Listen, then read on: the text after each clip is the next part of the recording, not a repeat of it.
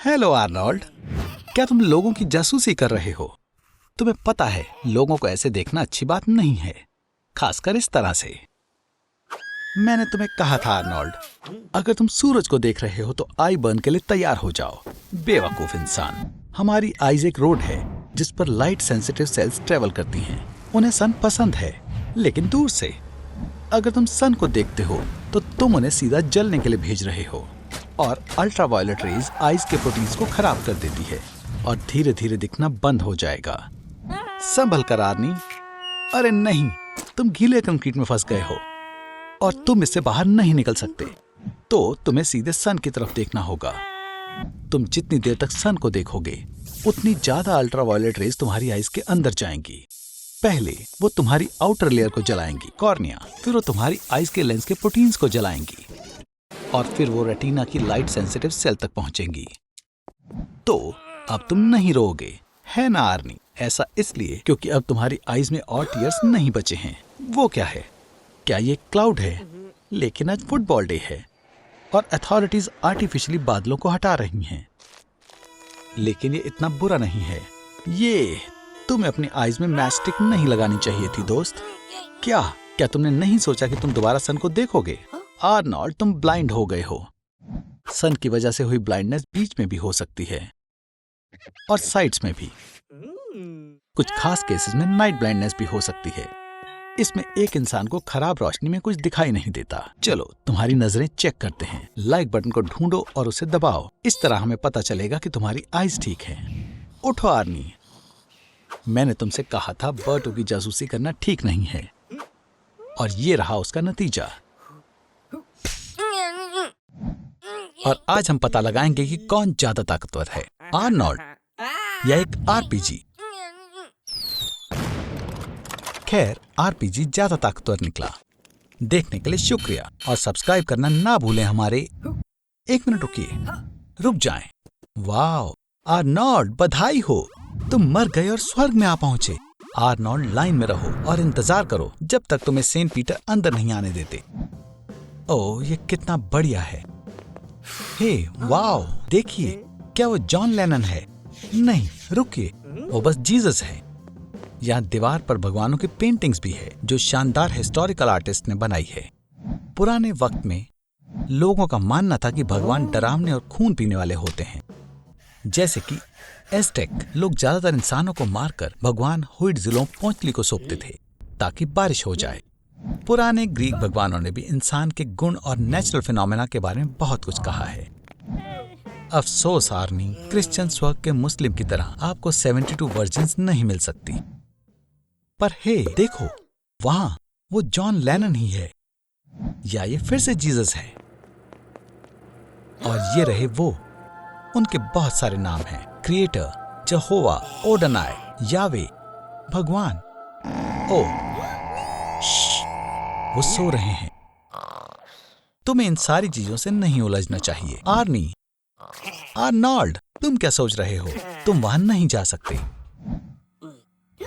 ये पूरी दुनिया का कंट्रोल सेंटर है। कुछ भी मत छूना आर्नोल्ड। ओह, ये अच्छा नहीं हो रहा। पिछले कुछ सेंचुरीज में दुनिया में धर्म को लोग कम मान रहे हैं, और भगवान, जो दुनिया में सबसे पॉपुलर हैं, उनके भी बहुत हेटर्स हैं। तुम भगवान की जगह मत लो आर्नोल्ड। इंसान बहुत लालची है, वो ये रोल नहीं निभा सकता। इसके इतिहास में कई सारे एग्जाम्पल हैं और सब बहुत ही बुरी तरह खत्म हुए हैं। आर्नोल्ड, रुको, ये कोई मजाक नहीं है दोस्त। बहुत बढ़िया, अब सब कुछ उलट पुलट हो जाएगा। कट्टर विश्वास से हमेशा ही दंगे फसाद होते हैं, और अब न्यूक्लियर क्रूसेड शुरू हो गया है। आर्नोल्ड, रुक जाओ, इससे पहले कि ज्यादा देर हो जाए। क्या तुम मेरी बात सुन भी रहे हो? फ्यू, बिल्कुल सही वक्त पर।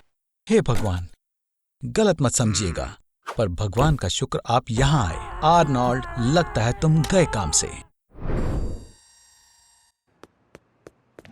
अगर तुम्हारे पास पैसे नहीं हैं, तो वो तुम्हें आइसक्रीम नहीं देंगे। शायद तुम्हें कुछ काम करना चाहिए। मुझे खुशी हुई आर्नोल्ड, तुमने एक जॉब ढूंढ ली। लेकिन क्या तुम्हें पता है कि एक पॉलीग्राफ एग्जामिनर क्या होता है? आर्नोल्ड, मुझे पता है तुम झूठ बोल रहे हो। तुम्हारे चेहरे पर सब साफ साफ दिखाई दे रहा है। लेकिन कुछ लोग अपने इमोशंस को कंट्रोल कर लेते हैं। एक पॉलीग्राफ एग्जामिनर लाई डिटेक्टर का इस्तेमाल करके सच और झूठ का पता लगा सकता है। हमारे अंदर सिंपैथेटिक नर्वस सिस्टम होता है और अगर कुछ गलत होता है तो ये हमें लड़ने के लिए तैयार करता है, जिसकी वजह से पल्स रेट बढ़ जाती है, पसीने आने लगते हैं और ब्लड प्रेशर बढ़ जाता है। जब हम झूठ बोलते हैं और हमें पता होता है कि हम झूठ बोल रहे हैं तो हमारे लिए ये एक मुश्किल सिचुएशन होती है। आर्नोल्ड, क्या तुम्हें किसी ने बताया नहीं? अगर तुम्हें एक पॉलीग्राफ एग्जामिनर की जॉब चाहिए तो सबसे पहले तुम्हारा टेस्ट होगा। चिंता मत करो दोस्त, ये एक आसान प्रोसीजर है। तुम्हारे पास छुपाने के लिए कुछ नहीं है, या फिर है। एक लाई डिटेक्टर को चकमा देने के कुछ तरीके हैं, जैसे कि स्फिंक्टर को क्लेंच करना। ऐसा करने से नर्वस सिस्टम एक्टिवेट होता है और ब्लड प्रेशर बढ़ जाता है। तो ऐसे में लाई डिटेक्टर की रीडिंग सही नहीं आती। तो ट्रेनिंग शुरू कर दो आर्नी, बस ज्यादा मत करना। बधाई हो आर्नोल्ड, तुम अब एक पॉलीग्राफ एग्जामिनर हो। चलो भी, क्या तुम्हें याद नहीं कि इन सभी वायर्स को कैसे लगाना है? तो क्या तुम्हें ये लगता है कि तुम एक पॉलीग्राफ से बेहतर झूठ पकड़ सकते हो? क्या तुम्हें ये पता है कि एक इंसान के झूठ को कितनी बार पकड़ा जा सकता है? लगभग 50% बार ऐसा होता है, जो कि अनुमान लगाने के बिल्कुल बराबर है, तब भी जब उन्हें पूरा यकीन हो कि वो सही है। जो लोग बहुत झूठ बोलते हैं उनके दिमाग में व्हाइट मैटर 22% तक बढ़ जाता है। वहीं दूसरी ओर उनका ग्रे मैटर, जो कि न्यूरॉन्स होते हैं, वो 14% कम हो जाते हैं। तो फिर एक कैनिबल ये आसानी से बता देंगे कि तुम झूठे हो या नहीं। माइथोमेनियस एक ऐसा डिसऑर्डर है जिसकी वजह से इंसान झूठ बोलने लग जाता है। इस डिसऑर्डर में इंसान अपने झूठ पर यकीन करने लग जाता है। तो ऐसे केस में लाई डिटेक्टर हमारी कोई मदद नहीं कर सकता। इस डिसऑर्डर में एक और वेरिएशन है, मुचाउजन सिंड्रोम, जिसमें इंसान बीमार होने का नाटक करता है और उस झूठ पर यकीन करने लगता है। शायद यहाँ पर तुम्हारा अनुमान लगाने का तरीका काम आए। हाँ, कभी कभी ये काम थोड़ा रिस्की भी हो जाता है, पर अच्छी बात ये है कि तुमने अपने स्फिंक्टर ट्रेन कर रखे हैं। क्या कोई आने वाला है? तो तुम उनकी बातों में मत फंसना। वो शायद सेल्स वाले हो सकते हैं या उनसे भी बुरे। कल्टिस्ट, ध्यान रखना, कल्टिस्ट से कोई खतरा नहीं होता। ऐसा सिर्फ तब तक होता है जब तक तुम अपनी सारी चीजें उन्हें ना दे दो। सिर्फ तुम्हारे जैसे लोगों की वजह से कल्ट लीडर्स के पास बहुत सारी दौलत होती है। तुम क्या सोच रहे हो आर्नोल्ड? तुम खुद का एक कल्ट शुरू करना चाहते हो और फिर लोग तुम्हें अपनी सारी चीजें देंगे। होनो हाना एक फुट रीडिंग वाला कल्ट था। एक बार उसके पास 30,000 लोग इकट्ठा हुए और इसके फाउंडर होगन फुकुनागा ने एक सेशन के $900 चार्ज किए थे। खैर, बाद में उन्हें जेल हो गई। आर्मी, तुम्हें सच में लगता है लोग तुम्हें ऐसे फॉलो करेंगे? एक कल्ट को एक ब्राइट और कैरिस्मेटिक लीडर चाहिए होता है। तुम्हें भी कुछ बड़ा सोचना होगा। कल्ट मेंबर को उनके चाहने वालों से दूर रखो, विनाश के बारे में बता के उन्हें डराओ और उन्हें भरोसा दिलाओ कि मरने के बाद वो स्वर्ग में जाएंगे। तुम अपने कल्ट के लोगों को एक डोनट के बदले ये वादा कर रहे हो कि मरने के बाद उन्हें अनगिनत डोनट्स मिलेंगे। खैर, हाँ, शायद तुम्हारी बात कोई मान भी ले। पूरी दुनिया में तकरीबन 100 मिलियन के आसपास ऐसे लोग हैं, जिसका मतलब ये है कि हर 40 लोगों में से एक इंसान ऐसा है। अगर तुम्हारी कंपनी में 40 से ज्यादा लोग हैं, इसका मतलब ये है कि उनमें से एक इंसान किसी कल्ट का हिस्सा हो सकता है। लगता है तुमने गलत आदमी को पकड़ लिया। आखिर एक बेघर इंसान तुम्हें क्या ही दे सकता है? ना पैसा और ना ही कोई पोजीशन। उसकी तो कोई फैमिली भी नहीं है जिससे तुम्हें कुछ मिल सके सिवाय उसके कपड़ों के। लेकिन मुझे पता है वो तुम्हें नहीं चाहिए। हाँ, ये हकीकत है। बहुत से देशों में आज भी कल्ट्स गरीब और पिछड़े हुए लोगों को अपना टारगेट बनाते हैं। वहीं वेस्टर्न कंट्रीज में वो मिडिल और अपर मिडिल क्लास के लोगों को अपना टारगेट बनाते हैं। वाह आर्नोल्ड, तुमने कर दिखाया। ये लोग तुम्हें मानते हैं। यहाँ तो बहुत सारे लोग हैं। शायद तुम कुछ ज्यादा ही आगे आ गए। ओह, मैं तुम्हें बताना तो भूल ही गया आर्नी। लगभग सभी कल्ट्स लीडर्स का अंत पूरा होता है।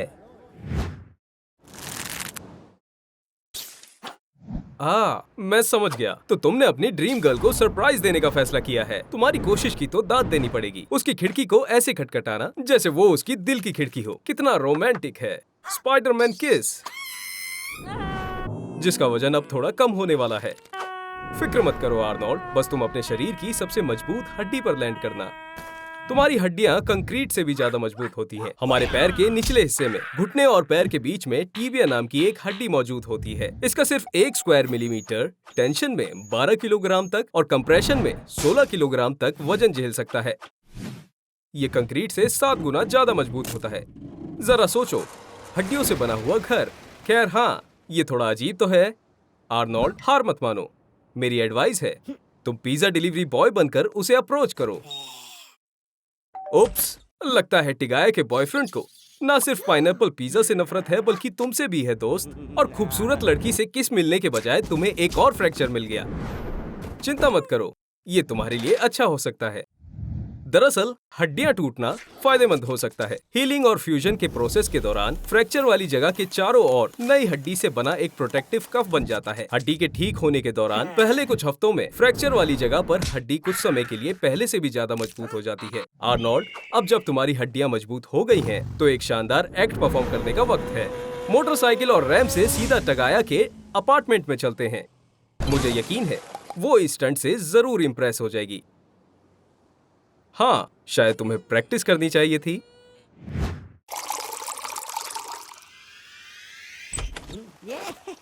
वाओ, कितने सारे अलग अलग तरह के एंटी डिप्रेसेंट्स हैं।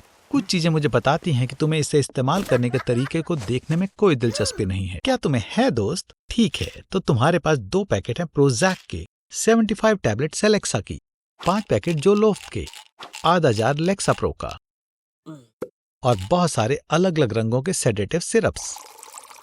ऐसा जरूरी नहीं है कि ये यकीनन डिप्रेशन को ठीक कर दें, लेकिन एक बार आपने दवाइयां इकट्ठी करनी शुरू कर दी तो फिर रुकना मुश्किल है। सिर्फ एक चीज जिसकी मुझे चिंता है वो है ट्राइसाइक्लिक एंटी डिप्रेसेंट। लेकिन अगर मैं तुम्हें जानता हूँ, मुझे पता है कि अभी नहीं तो बाद में तुम भी इस कचरे का इस्तेमाल करना शुरू कर दोगे। ओह, फिर से चलो देखें इस बार तुमने क्या लिया। माओ इनहिबिटर्स की वजह से डिलेरियम ट्रेमेंस हो सकता है, यानी कि तुम्हारा वहम, चक्कर आना, कांपना, मिर्गी आना, सब कुछ सेरोटोनिन रीअपटेक इनहिबिटर्स की वजह से होते हैं। तुम्हें ट्राइसाइक्लिक एंटी डिप्रेसेंट से यूफोरिया और प्लेजर महसूस होता है। वैसे क्या तुमने ध्यान दिया कि तुमने 8 घंटे से कुछ नहीं खाया? मॉडल्स कभी कभी एंटी डिप्रेसेंट लेते हैं ताकि उन्हें भूख ना लगे, और एंटी डिप्रेसेंट के असर की वजह से सपने ज्यादा असली महसूस होते हैं। तो आर्नी, क्या ये सब एक सपना था या हकीकत? अब क्या तुम्हें अब और दवाई नहीं खानी? रुको आर्नोल्ड, तुम क्या कर रहे हो? तुम इन दवाइयों को टॉयलेट में फ्लश नहीं कर सकते हो। तुम बेवकूफ। एंटी डिप्रेसेंट का सीवर में जाने की वजह से मछलियां और भी गुस्सैल बन गई हैं। तुम्हें याद है कि टॉबी एक पिराना है ना? फ्लूऑक्सीटाइन के पानी में जाने की वजह से मछलियां अपनी इंडिविजुअलिटी खो रही हैं, और ये प्रभाव आने वाली पीढ़ियों पर भी रहेगा। रुको आर्नोल्ड, इसे वेट के पास ले जाओ। क्या तुम भूल गए हो कि क्या होता है जब आप खुद ही डायग्नोस करते हो और खुद ही इलाज बता देते हो? ऐसा लगता है पिरानास को अब इंसान का मांस खाना पसंद है।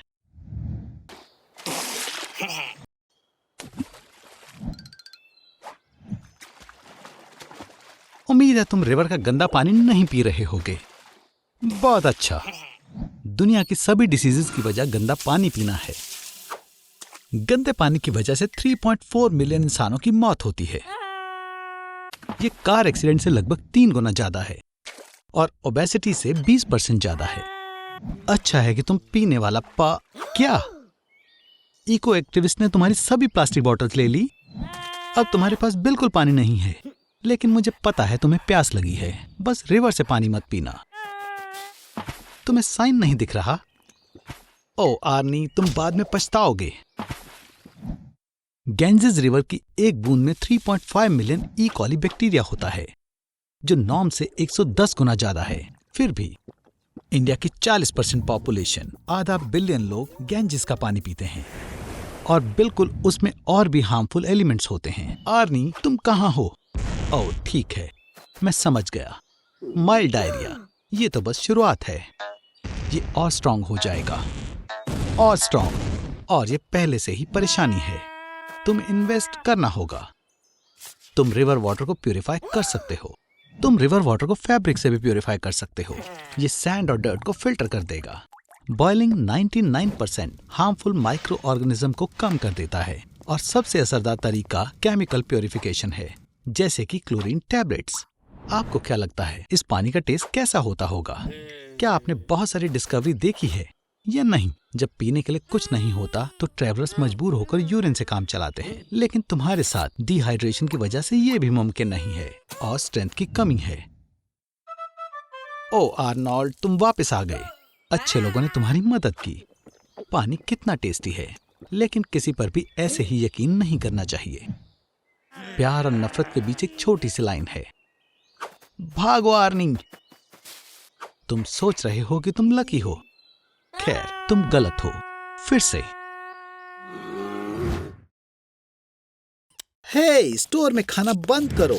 ये सब्जियां जीएमओ जेनेटिकली मॉडिफाइड ऑर्गेनिज्म हैं।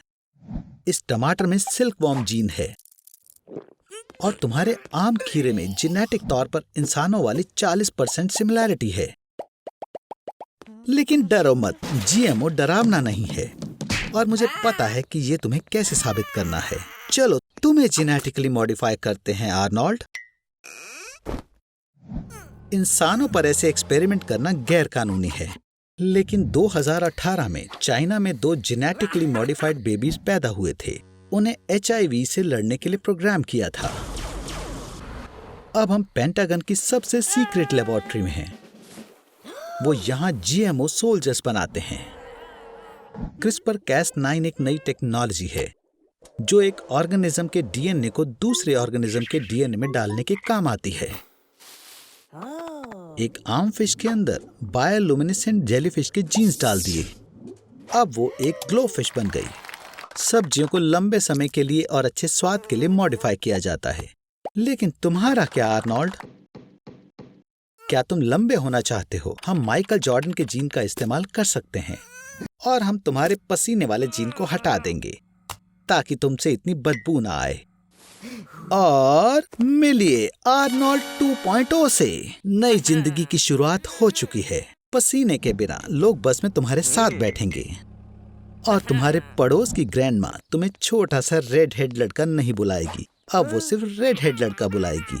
हाँ, जेनेटिक इंजीनियरिंग अभी इतनी परफेक्ट नहीं है, लेकिन ये फ्यूचर जरूर है। डिजाइनर GMO बेबीज जल्द ही आने वाले हैं और क्रिमिनल्स के सारे खतरनाक जीन्स को हटा पाना मुमकिन होगा। ये बदलाव की नई शुरुआत है। Sweet dreams Arnold 2.0। हे, ये क्या हो रहा है? आर्नोल्ड, क्या तुमने लैब से सारे सिरिंजेस चुरा लिए हैं? क्या अच्छी खुशबू के लिए तुम खुद में स्ट्रॉबेरी जीन इंजेक्ट करना चाहते हो और अच्छे बट के लिए कॉर्की जीन? ऐसा मत करो आर्नोल्ड, रुको। हे भगवान, ये क्या हो गया? मैं गलत था। जेनेटिक इंजीनियरिंग सिर्फ ऑर्गेनिज्म के लिए ही नहीं बल्कि पूरे शहर के लिए भी खतरनाक है।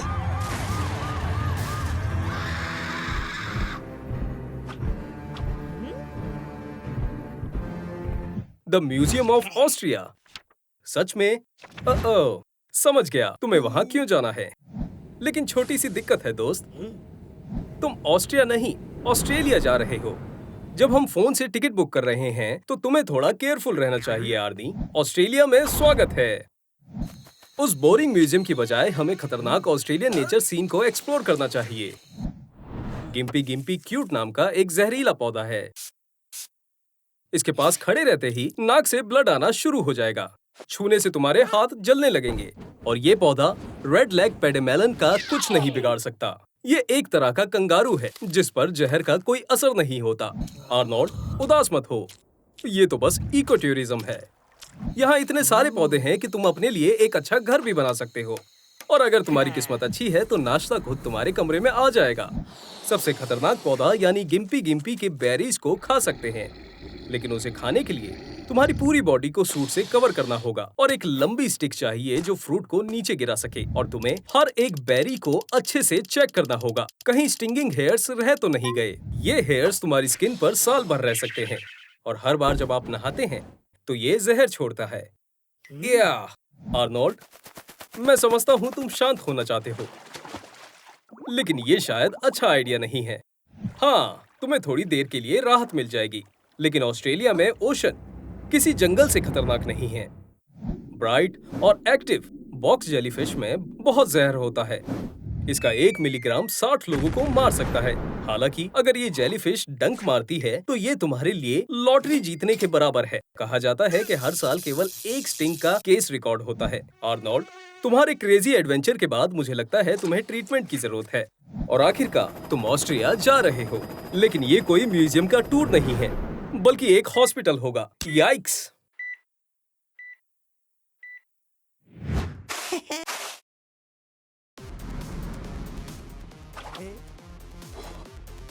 क्या तुम्हें सॉल्टी खाना पसंद है? पर ज्यादा नमक भी अच्छा नहीं होता। तुम फिर से वही हरकतें कर रहे हो। खैर, कोई बात नहीं। चलो देखते हैं ज्यादा नमक खाने से क्या होता है। देखो, यहाँ पर लोग अब कितने चिड़चिड़े हो गए हैं। खैर, लगभग सब। तुमने सोसाइटी के सबसे ताकतवर लोगों को नाराज कर दिया। मैंने कभी नहीं सोचा था कि लोग इस तरह नमक की वजह से किसी को वेयर हाउस में बंद कर सकते हैं। आप अपनी पूरी लाइफ में 1100 पाउंड सॉल्ट खाते हैं। ये एक ग्रिजली बियर के वजन जितना है, यानी हर दिन लगभग 1 चम्मच सॉल्ट। ये चिप्स के 6 पैक के बराबर है। पॉपकॉर्न की एक बड़ी बाल्टी या 128 सोडा कैन के जितना। अगर आप नहीं जानते थे कि सोडा कैन में सॉल्ट होता है तो लाइक करें। आर्नोल्ड, तुम सॉल्ट के गोदाम में हो। अजीब बात है, यहाँ तुम्हारे पास सॉल्ट की टेबल है, सॉल्ट की सी है, ब्लैक हवाईयन सॉल्ट है, और यहाँ तक कि दुनिया का सबसे महंगा सॉल्ट एमेथिस्ट बैम्बू 9XP है। इसके 8.5 आउंस की कीमत $100 है। इसे खाओ मत आर्नी, वरना तुम्हें जिंदगी भर इसकी कीमत चुकानी पड़ेगी। सैलरी शब्द रोमन शब्द सॉल्ट से आया है। 5th सेंचुरी AD तक एंशिएंट रोम में सोल्जर्स को हर महीने लगभग 14 पाउंड सॉल्ट दिया जाता था। पैसे और कपड़े नहीं दिए जाते थे, इसलिए सोल्जर्स को ये चीजें खुद ही खरीदनी पड़ती थी। आर्नोल्ड, तुम्हें इतना सॉल्ट नहीं खाना चाहिए था। इससे तुम्हारे सिर और हाथ पैरों में सूजन आ गई है, और तो और जी खराब, चक्कर और कमजोरी भी हो रही है, और तुम्हें दिन में 15 बार टॉयलेट जाना पड़ रहा है। तुम फिर कभी सॉल्ट नहीं खरीदना चाहोगे दोस्त। 1930 में इंडिया में अंग्रेजों ने सॉल्ट पर टैक्स लगा दिया था। गांधी जी के प्रोटेस्टर्स ने अरेबियन सी से फ्री सॉल्ट को एवोपरेट करने के लिए 920 मील की मार्च शुरू की थी। लगभग 90,000 लोगों को गिरफ्तार किया गया था, और पूरे देश में नमक की वजह से दंगे शुरू हो गए थे। वाओ आर्नी, क्या तुम आखिरकार बच गए? नहीं, वो बस गोदाम में और नया सॉल्ट लाए हैं। Bye bye Arnold. लेकिन आर्नोल्ड, अब तुम कहाँ रहने वाले हो? ऐसा लगता है जंगल में। खैर, मुझे चिंता भी नहीं है। तुम्हें शायद पहले से ही पता होगा, गर्म रहने के लिए तुम्हें शर्ट के अंदर लीव स्टफ करनी होंगी और पीने के पानी को छानना। और नहीं, कुछ मत खाओ बेवकूफ। इसलिए अभी तक तुम बहुत दूर नहीं गए हो। चारों ओर बहुत ध्यान से सुनो। ट्रैक्टर का शोर 3-4 किलोमीटर दूर से सुना जा सकता है। एक कुत्ते का भौंकना 2-3 किलोमीटर दूर से। 10 किलोमीटर दूर से एक ट्रेन जा रही है, और BTS के गाने। खैर, तुम उन्हें हमेशा सुन सकते हो। वो क्या है आर्नोल्ड? ओह, जरा देखो, एक छोटा बच्चा, वो खो गया है, बिल्कुल तुम्हारी तरह। आखिरकार स्लो लॉरिसेस ज्यादा ट्रॉपिकल फॉरेस्ट में रहते हैं। उसे पालने की कोशिश भी मत करना आर्नी। लॉरिसेस अपने एल्बो जॉइंट्स लीक करते हैं, जो कि डेडली वेनम कहलाते हैं, इसलिए उनके काटने से तुम मर सकते हो। तुम्हें एनिमल पाथ को फॉलो करना चाहिए। ये बहुत अच्छा होगा अगर तुम्हें बहता पानी मिल जाए, कोई झरना या नदी। यहाँ से तुम मछली पकड़कर खाना खा सकते हो। अच्छा हाँ, आर्नोल्ड, ऐसा करते हुए तुम पूरा दिन यहाँ नहीं रहोगे, और जैसा तुम देख सकते हो मैं ठीक था। जंगल में रात बिताना बहुत खतरनाक होता है। हे दोस्त, मुझे लगता है तुम्हें इस पेड़ में रात बितानी चाहिए। हाँ, ये रिट्स नहीं है, लेकिन ये सच में सेफ है। सुबह होते ही तुम्हें क्लियरेंस की जरूरत है ताकि तुम रेस्क्यूअर्स को देख सको। जंगल में किसी पर्सन को ढूंढना एक बहुत ही खास ऑपरेशन है, जिसमें रेस्क्यूअर्स, वॉलेंटियर्स और मिलिट्री भी शामिल है। इलाकों को पार्ट्स में डिवाइड किया है, और हर एक में घास को बिछाया गया है। एक केस ऐसा भी था जिसमें कोई खो गया था। उसने ये जाने बिना खुद को ही ढूंढा। यह आदमी जंगल से बाहर निकलने में कामयाब रहा, किसी को नहीं बताया, और उसकी तलाश करने वालों के साथ मिल गया। अगर तुम आग लगाते हो तो तुम्हें ऊपर से भी देखा जा सकता है। इसे सच में स्मोकी बनाने के लिए इस पर ताजे पत्ते फेंकना सबसे अच्छा है। उप्स, ये रेस्क्यूअर्स नहीं है जिसने तुम्हें बचाया, बल्कि एक लोकल हंटर है। उसने तुम्हारी फायर देख ली थी। कॉन्ग्रेचुलेशंस आर्नी, तुमने इसे घर बना लिया। लेकिन रुको, तुमने इसे किराए पर दिया। खैर, अब कोई प्रॉब्लम नहीं है।